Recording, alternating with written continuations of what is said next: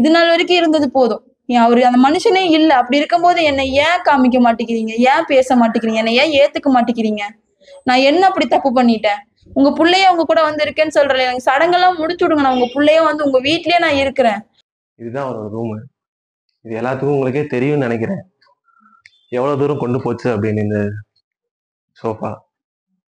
இந்த இடத்துல தான் ஒரு வீடியோ பண்ணி சோஃபா இங்கே வச்சு தான் வீடியோ பண்ணுவார். அவர் பார்த்தீங்கன்னா அவரே எடிட் பண்ணிக்குவார். இங்கேயே வச்சு பார்த்தீங்கன்னா இந்த சிஸ்டம்லேயே எப்படி வச்சு எடிட் பண்ணி அவரே ஒர்க் பண்ணி என்ன சொல்கிறதுனே தெரியல. எல்லாம் போயிடுச்சு. என்னோட பேர் தேவிகா. நான் கவுந்தப்பாடியில வசிச்சுட்டு வந்துட்டு இருக்கேன். எனக்கு வயசு 21 ஆகுது. என்னோட கணவர் தான் ராகுல். அவரும் நானும் இன்ஸ்டாகிராம்ல தான் ஃபர்ஸ்ட் பேசி பழகினது. ஃபேமிலி ஃப்ரெண்ட் ஆனோம். அதுக்கப்புறம் மேரேஜ் பண்ணிக்கலான்ற ஒரு மைண்ட் செட்ல 2 பேரும் பேசணும், மனசுக்கு பிடிச்சி பேசணும். கல்யாணம் பண்ணிக்கிறாங்க அளவுக்கு போச்சு. அவங்க வீட்டுல இருந்து எங்க வீட்டுக்கு வந்து பேசினாங்க. அவங்க அம்மா, அப்பா, ராகுல் 3 பேர் தான் வந்து பேசினாங்க. எங்களுக்கு குடும்பம்ல யாரும் இல்ல, என் பையனுக்கு நாங்க தான் அப்படின்னு சொல்லி வந்து நின்று பேசினாங்க. எங்க குடும்பத்துலயும் சரின்னு சொன்னாங்க. நல்லா பாத்துக்கணும்லாம் சொல்லவும் சரின்னு சொல்லி நம்ம கவுந்தப்பாடி புதுமாரியம்மன் கோயில்ல தான் கல்யாணம் ஆச்சு. கல்யாணம் ஆகி 1.5 வருஷம் ஆகுது. அதுக்கப்புறம் அவருக்கு ஃபர்ஸ்ட் மேரேஜ் ஆச்சுன்றது தெரிய வந்துச்சு. அந்த பொண்ணு பேர் பிரீத்தி, கோயம்புத்தூர்ல தான் இருக்காங்களாமா. அந்த பொண்ணு கூட 6 மாசம் பொழைச்சிருக்காங்க. அப்படி இருந்து நான் அக்செப்ட் பண்ணிட்டு சரி போ நம்ம கல்யாணம் பண்ணிட்டோம் அப்படின்னு சொல்லிட்டு நான் அவர் கூட நல்லா தான் வாழ்ந்துட்டு வந்தேன். 1 வருஷம் எங்க மாமியார் வீட்டுல தான் இருந்தோம். எங்க மாமியாருக்கு எங்களுக்கு சின்ன சின்ன சண்டை சச்சரவு வரும். ஆனா அது அப்பவே சால்வ் ஆயிரும். ஒரு கட்டத்துல அவங்க என்ன நினைச்சாங்கன்னு தெரியல. அவங்க சொல்லாம சொல்றன்ற பேர்ல போன்னு சொன்னாங்க. அது எங்களுக்கு மனசுக்கு பட்டு நாங்க கோயில்ல வந்து கேட்டோம். இப்படி நாங்க போலான்னு இருக்கோம், அவங்களும் எங்களை போக சொல்றாங்க, நாங்க போனா நல்லா இருக்குமான்ட்டு. அவருக்கு பக்தி அதிகம், கருப்பசாமி பக்தி ரொம்ப அதிகம். போய் கேட்கலான்னு சொல்லி அங்க எல்லாமே கேட்டோம். கேட்டுட்டு போங்க நல்லா இருக்கும், பட வாய்ப்பும் வரும், நல்லா இருப்பீங்கன்னு சொன்னாங்களேன்னு சொல்லி நம்பி அங்க போனோம். எங்க மாமியார் ஆரம்பத்திலேயே வந்து அவர் கேட்டாருன்னா, குடிக்கிறது கேட்டாருன்னா சரிப்பா வாங்கிக்கோன்னு சொல்லி சொன்ன ஒரு விஷயம் அவருக்கு அதுல இன்ட்ரெஸ்ட் அதிகமா வர ஆரம்பிச்சிருச்சு. அவர் குடிக்கிறதுல இன்ட்ரெஸ்ட் அதிகமா வர ஆரம்பிச்சிருச்சு. குடிச்சாரு, குடிக்கலீங்களா சொல்ல மாட்டேன். கொடுமையெல்லாம் பண்ணனது இல்லை. நல்ல மனுஷன்தான், கொடுமையெல்லாம் பண்ணதில்லை. நல்லாதான் வாழ்ந்துட்டு இருந்தோம். திடீர்னு கள்ளக்குறிச்சி போயிட்டு வந்த மனுஷன் கோயிலுக்கு கூட்டு போயிட்டு வந்துட்டு பொழுதாடு இப்படி ஆகும் நான் நினைச்சு கூட பாக்கல. பொழுதாடு இப்படி ஆயிடுச்சு, நியூஸ் வந்துச்சு. செத்தே போயிட்டாரு, விட்டுட்டும் போயிட்டாரு. நான் என்ன போய் பேச முடியும், என்ன பண்ண முடியும்? அழுகதான் முடியும். அதை தான் பண்ணினேன். ஆனா அங்க போயிட்டு என்னை அழுகவும் விடல, எதுவும் பண்ணல. என்னை பக்கத்துல நெருங்க கூட விட மாட்டேன்னு சொல்லிட்டாங்க. எங்க மாமனார் என்னை தங்கமயில அவ்வளவு பேசுற மனுஷன் அவ்வளவு தூரம் என் கூட இருந்தாரு. நாங்க எங்களோட முறைப்படி பண்ணிக்கலான்ற அளவுக்கு நாங்க எல்லாமே பேசணும். பேசி சரின்னு சொல்லி கூட்டிட்டு போனவங்க ஆம்புலன்ஸ்ல போக போக தர்காவுக்கு போலான்னு சொல்லி அங்க கூட்டிட்டு போனாங்க. கூட்டிட்டு போய் அவங்க முறைப்படி பண்ணாங்க. எனக்கு எந்த சடங்குமே பண்ணலையே.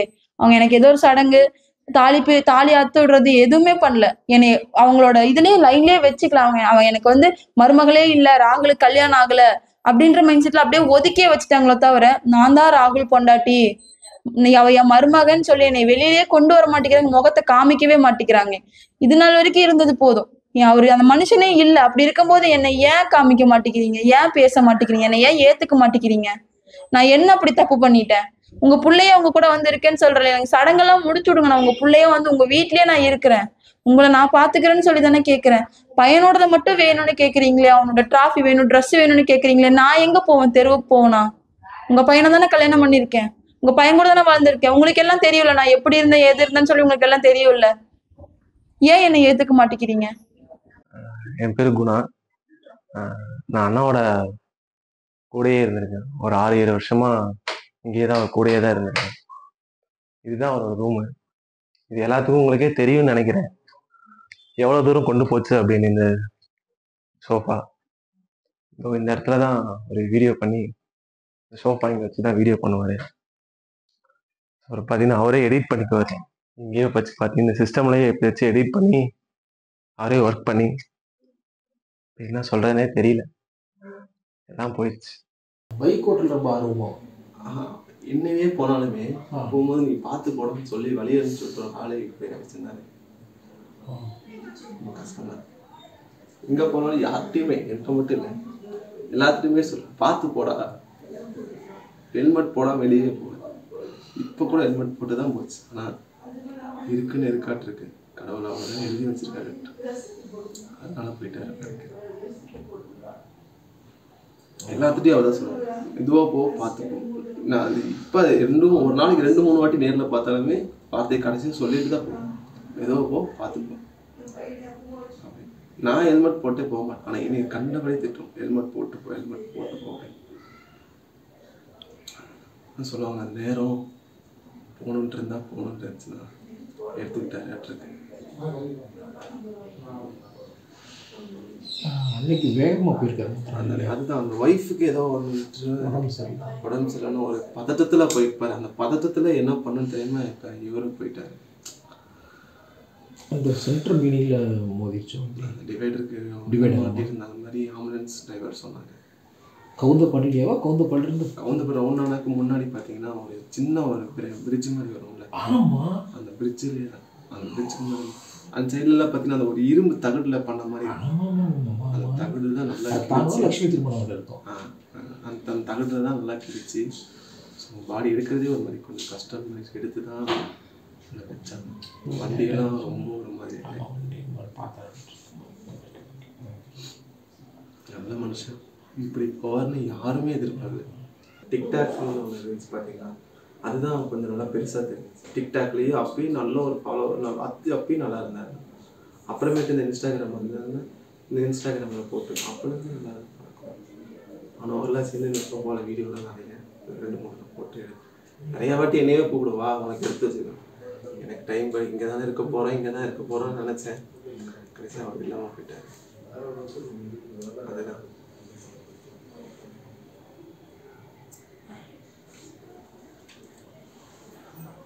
ஃப்ரெண்ட்ஸ் எல்லாம் அவ்வளோக்கு யாருமே ஃப்ரெண்டுன்னு சொல்லிக்கிறதுக்கு அவ்வளோ யாருமே இல்லை. நான் என்னை நம்புவார். எதுனாலும் வீட்டில் பிரச்சனைனாலும் எதுனாலும் சொல்லுவார். ஃப்ரெண்ட்ஸ் சர்க்கிள் அவ்வளோக்குலாம் இல்லை. இப்போ தம்பி என் ஃப்ரெண்ட்ஸ் நிறைய பேர் அவளுக்கு நல்லாவே தெரியும். அதில் இன்ட்ரடியூஸ் ஆகி நிறைய பேருமே இருக்காங்க. அண்ணன் தம்பின்னு சொல்லி நிறைய பேர் இருப்பாங்க. இந்த கூட இருக்கிற ஃப்ரெண்ட்ஸு நான் கூட இருக்கிற அம்மாலாம் யாருமே இல்லை. ஆனால் எனக்கு டைம் எப்போயாச்சும் வருவாங்க. அம்மாட்ட தான் வந்து பேசிட்டு தான் பண்ணி குடிச்சிட்டு நாங்களாம் ஜாலியாக இருக்கும். அதான்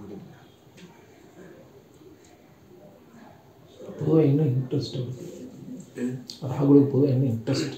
டான்ஸ், முக்கியமாக இந்த சினிமாவில் ரொம்ப பெரிய ஸ்க்ரீனில் பார்க்கணும்னு நான் நிறைய வாட்டி நான் சொல்லியிருக்கேன். ஸ்க்ரீனில் பார்ப்பேன், ஸ்க்ரீனில் பார்த்து நான் ஒரு ஆளுவேன் சொல்லியிருக்கேன்.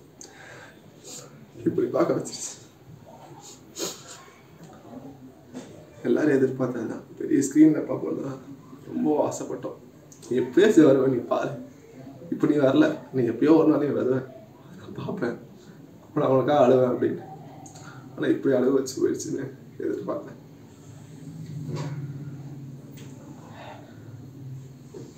தெரியலையே அப்படிங்கிற மாதிரி தான் யோசனை இருந்துச்சு. அப்புறம் விசாரிச்சா எல்லாரும் டக்கு டக்குன்னு வாட்ஸ்அப்பில் அவ்வளோ மெசேஜ் நைட்டே எல்லாத்துக்கும் ஸ்ப்ரெட் ஆகிடுச்சு.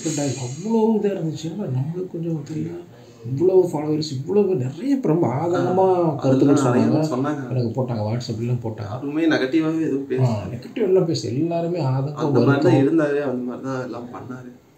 யாருக்கும் ஒருத்தவங்க தீங்கும் எதுவுமே நினச்சதில்லை. இவன் இப்படி நடக்கணும், இப்படி அவனுக்கு அவன் அப்படி தானே, அவனுக்கும் ஒரு வாய்ப்பு கிடைச்சா நல்லதுதான் அப்படின்னு தான். யாரையுமே ஒரு வாட்டிக்கும் குறை சொல்கிற மாதிரி நடந்துக்கலாம். நான் எங்கள் அம்மாட்டையும் சரி, எல்லாத்துட்டையும் ரொம்ப ஜாலியாக பேசணும், எதார்த்தமாக இருக்கும். நிறைய ஹெல்ப் பண்ணுவார், நல்லாவே பண்ணுவோம். கையில் இருந்துச்சு அப்படின்னு எனக்கு கொடுத்துருவார். அவருக்கு இல்லைனாலும் இருக்குனால நிறைய பேர் ஹெல்ப் பண்ணணுன்னு தான் நினைக்கும். இல்லைன்னா கூட கையில் இல்லைன்னா கூட ஏதோ வாங்கி கொடுத்து பக்கத்து கடையில் போயிட்டு சாப்பிடுங்க அப்படின்னு சொல்லி வாங்கி ஏதோ அந்த நாள் முடிஞ்சது. பெருசாக இல்லைனாலுமே அவரால் முடிஞ்சது அவர் ஹெல்ப் பண்ணிட்டு தான் இருந்தார். சொல்லலாம், எதுவுமே ஒரு நாள் கூட இல்லைன்னு மாதிரி சொன்னதில்லை. பர்த்டே தான் அப்படின்னா அவன் ட்ரெஸ்ஸு கூட உடனே போய் பக்கத்து கடையில் போய் ட்ரெஸ்ஸெல்லாம் வாங்கி கொடுத்து எல்லாம் பண்ணார். அதெல்லாம் எதுலையுமே குறையின்ட்டு ஒன்று இருந்தது. அவன் பார்த்தது நம்மளாம் கேட்டால் கூட நாளைக்கு இல்லைப்பா அடுத்த வாட்டி தராங்க அப்படின்னு அப்படின்ட்டு இருந்துச்சு. அப்படின்னு உடனே கொடுத்துறாரு.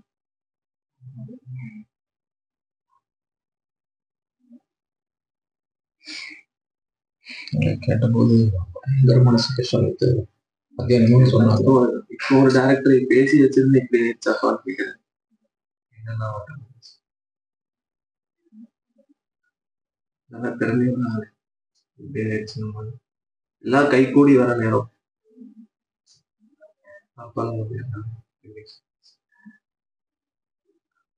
நம்மளால சிரிக்க வச்சாரான்றது அதான் எல்லாத்தையும் வாழ்ந்து வைக்கிறேன்.